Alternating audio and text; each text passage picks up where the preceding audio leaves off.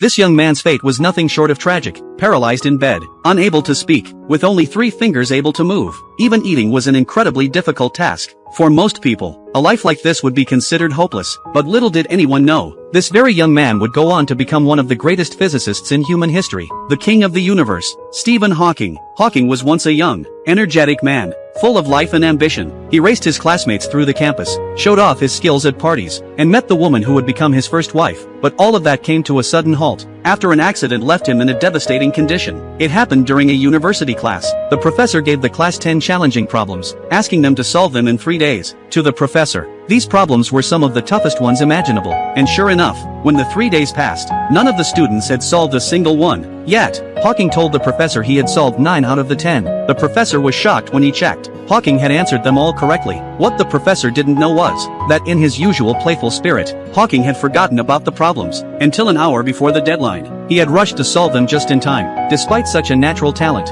However, Hawking didn't know what to write about for his thesis. The professor, hopeful for Hawking's future, invited him to attend a lecture by renowned mathematician and physicist Roger Penrose. During the lecture on Penrose's theory of the beginning of time, Hawking was deeply struck by the idea. He realized that if Einstein's theory of relativity was correct, and the universe was expanding, then if time were reversed, the universe would shrink and eventually collapse into the point where time began. The professor, excited by Hawking's insight, encouraged him to use formulas to prove the theory. Hawking threw himself into calculations, and just as he reached his conclusion, his chalk suddenly slipped from his hand. His right hand began to tremble uncontrollably, but Hawking didn't pay attention to it. Excited, he wanted to share his discovery with everyone, but in that moment, his legs lost control and he collapsed to the ground. A medical checkup revealed that Hawking had been diagnosed with ALS, a progressive disease where the muscles would continue to weaken and eventually fail, making it impossible for him to walk, speak, breathe, or even eat. His life expectancy was no more than 2 years. Hawking's only response was a quiet question: "What about my brain?"